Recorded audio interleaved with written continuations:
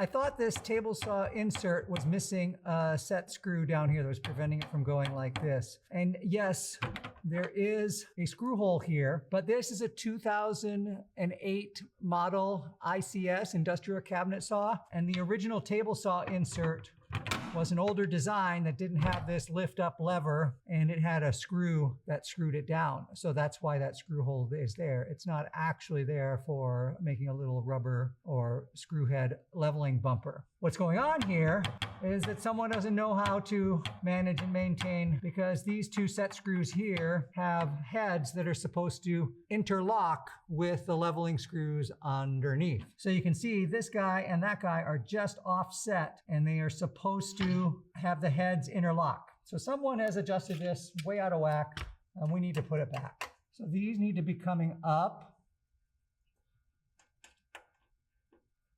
And these probably need to be going down such that those screws interlock and do that. So now we got to level this. Both of those screws underneath are too low. So let's bring them back up.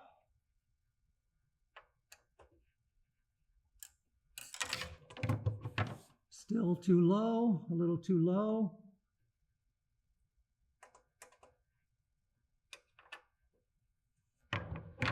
Closer, closer.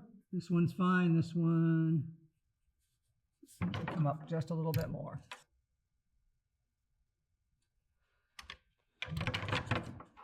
Okay, we'll start with that. And then to take this wobble out, we need to bring these screws up or down. Which way? This way.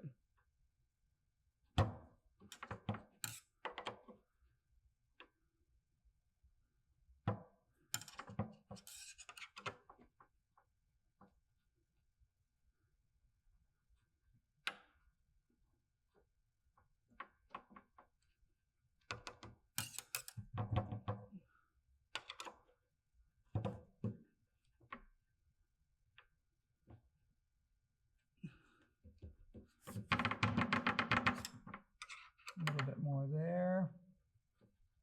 Snug that up. And then we take it so that it wants to slide in and out easily. And we're just a little bit too tight.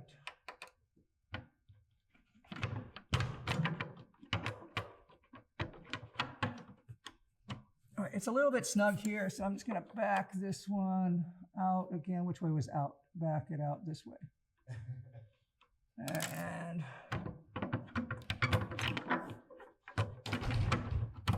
that feels pretty good. Well, now this side is proud. Oops, that's because I probably missed it. There we go.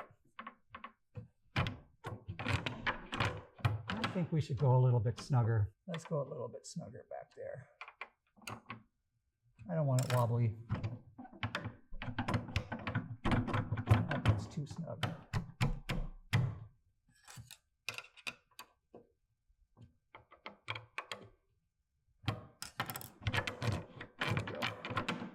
All right, problem table saw insert solved. These two screws are also for leveling to make sure it stays level all the way across. And this one here is just no longer needed because that was the original table saw insert from July 2008 manufacture date, and they don't make them that way anymore. Someone has removed the riving knife, and that's not good. You gotta always have the riving knife in place when making cuts.